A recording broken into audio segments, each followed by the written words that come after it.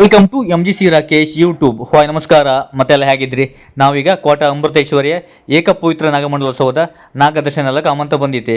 ಮತ್ತು ಇವತ್ತಿನ ವಿಶೇಷವಾದ ನಾಗದರ್ಶನ ಎಲ್ಲ ಕಾಣ್ಲಕ್ಕೆ ಇವತ್ತು ಕೋಟ ಅಮೃತೇಶ್ವರಲ್ಲಿ ಏಕಪವಿತ್ರ ನಾಗಮಂಡಲೋತ್ಸವ ಮಾರ್ರಿ. ಇವತ್ತು ಮಾರ್ಚ್ 1ನೇ ತಾರೀಕು ಕಾಣಿ ನಾಗಮಂಡಲದ ನಾಗದರ್ಶನ ಮತ್ತು ಮಹಾ ಅನಂತ ಸಂತರ್ಪಣೆ ವಿಶೇಷ ಕಾರ್ಯಕ್ರಮ ಎಲ್ಲ ಇತ್ತು. ಇದನ್ನೆಲ್ಲ ಕಾಣ್ಲಕ್ಕೆ ತುಂಬ ಜನ ಎಲ್ಲ ಬಂದಿದ್ರು ಮಾರ್ರೆ. ಕಾಣಿ ಎಷ್ಟು ಜನ ಇದ್ರು ಕಾಣಿ, ಸುಮಾರು 25-30 ಜನ ಇದ್ದಂಬ್ರು ಅನ್ನ ಸಂತರ್ಪಣೆ ಪ್ರಸಾದ ಸ್ವೀಕರಣ ಮಾಡೋಕೆ ಬಂದಿರ್ಕಾಣಿ. ತುಂಬ ಜನ ರಶ್ ಇದ್ರು ಮಾತ್ರ. ಮತ್ತು ಈ ವಿಡಿಯೋ ತರ ಸ್ಕಿಪ್ ಮಾಡಿ ಕಾಣ್ಬಿಡೇಕ ಲಾಸ್ಟ್ ತಾರೀಕು ಕಾಣಿ ಎಷ್ಟೊಂದು ಜನ ಇದ್ರು ಕಾಣಿ, ಎಲ್ಲ ಊಟ ಮಾಡ್ತಿದ್ರೆ. ಮಹಾ ಅನ್ನ ಪ್ರಸಾದ ಅಲ್ಲದೆ ನಾಗಮಂಡಲ ಅನ್ನ ಪ್ರಸಾದಕ್ಕೂ ಅಂದರೆ ಬಹಳ ಅಪರೂಪ ಕಾಣಿ. ಅದಕ್ಕೋಸ್ಕರ ತುಂಬ ಜನ ಎಲ್ಲ ಬಂದಿದ್ರೆ. ನಾವು ಫಸ್ಟಿಗೆ ಇತ್ತಲ್ಲ ಈಗ ನಾಗವನದಲ್ಲಿ ನಾಗದರ್ಶನ ಎಲ್ಲ ಕಂಡು ಆಮೇಲೆ ಮಹಾ ಅನ್ನ ಪ್ರಸಾದ ವಿಶೇಷ ಎಲ್ಲ ಕಾಣ್ಲಕ್ಕ. ಮತ್ತು ಈ ವಿಡಿಯೋ ಎಲ್ಲ ಲಾಸ್ಟ್ ಎಲ್ಲ ದಯವಿಟ್ಟು ನಮ್ಮ ಚಾನಲ್ ಸಬ್ಸ್ಕ್ರೈಬ್ ಮಾಡಿಬಿಡೇಕ. ಆದಷ್ಟು ಈ ವಿಡಿಯೋ ಎಲ್ಲ ಶೇರ್ ಮಾಡಿಯಕ್ಕ.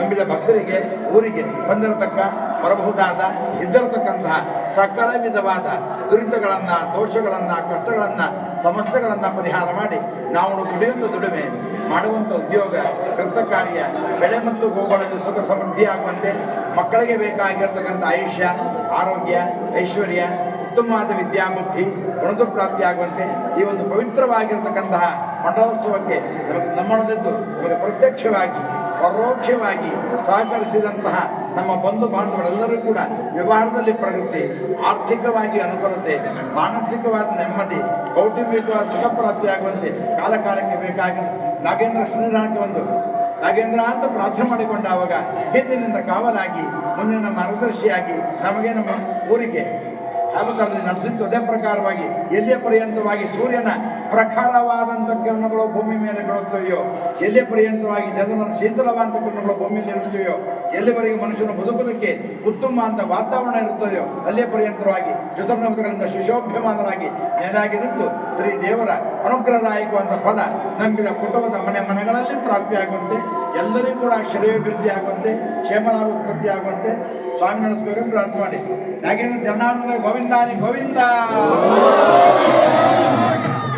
ಮಂತ್ರೇ ಪುಷ್ಪಾಪ್ಯಾಮಿ.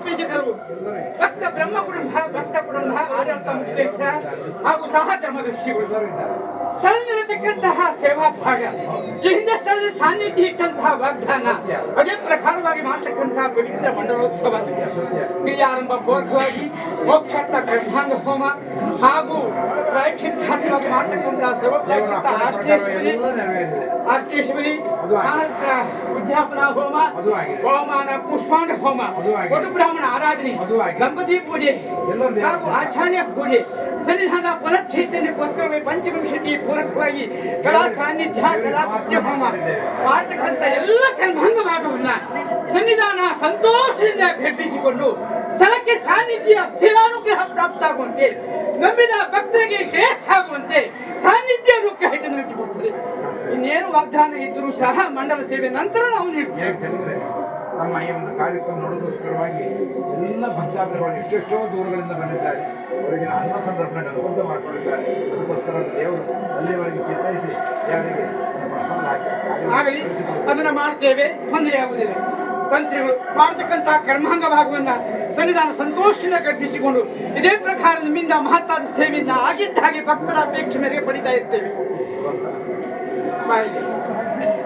ಆಡಳಿತ ಮುಕ್ತೇಶ್ವರ ಸನ್ನಿಧಾನ ಸ್ಥಳದಲ್ಲಿ ಮಾಡತಕ್ಕಂಥ ಕರ್ಮಾಂಗ ಭಾಗಕ್ಕೆ ಮುತುವರ್ಜಿಯನ್ನು ವಹಿಸಿ ಈ ಸಂಸ್ಥೆಯಲ್ಲಿ ಮಾಡಬೇಕೆಂತ ಸಂಕಲ್ಪವನ್ನು ಮಾಡಿದ್ದೀಯಾ, ಅದೇಂತೆ ನಡೆದುಕೊಂಡಿದ್ದೀಯಾ. ಸನ್ನಿಧಾನ ಸಂತೋಷದಿಂದ ಕಲ್ಪಿಸಿಕೊಂಡು ನಿಮ್ಮ ಕುಟುಂಬಕ್ಕೂ ಮತ್ತು ಕ್ಷೇತ್ರಕ್ಕೂ ಶ್ರೇಯಸ್ಸಾಗುವಂತೆ ಸನ್ನಿಧಾನವನ್ನು ನಡೆಸಿಕೊಂಡು ನಾವು ಮಾಡಿ ಸಾರ್ಥಕ ಫಲ ಪೂಜೆಗೆ ಪ್ರಸಾದಕ್ಕೆ ಬನ್ನಿ. ತಂತ್ರಿ ಯಾರಿಗೆ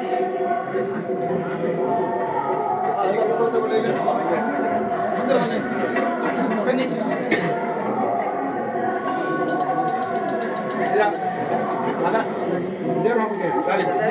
ದೀಪ ಕನಸಗನ್ನಡಿ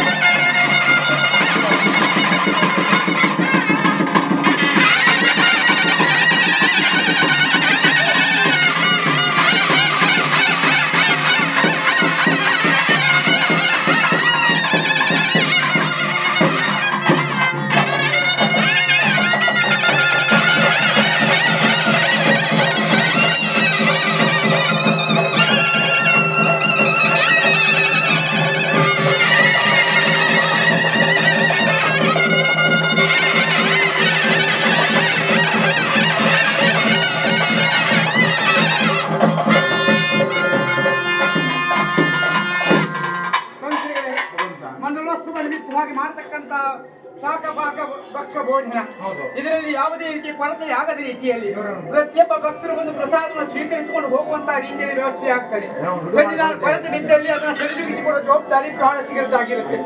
ಹಾಗೂ ಬ್ರಹ್ಮ ಕುಟುಂಬ ಸಂತರ್ಪಣೆ ಪ್ರಥಮವಾಗಿ ನಡೆಯಬೇಕು. ಅದೇ ಮಾಡ್ತಾರೆ. ತದನಂತರ ಮಹಾನ್ನ ಸಂತರ್ಪಣೆ ಆಗತ್ತೆ. ಪ್ರತಿಯೊಬ್ಬರಿಗೂ ಅನ್ನದಾನದ ವ್ಯವಸ್ಥೆಗಳು ಆಗುವಂತೆ ನೋಡಿಕೊಂಡು ಹೋಗಿ ಅನುಗ್ರಹ ನಡೆಸಿಕೊಡ್ತದೆ.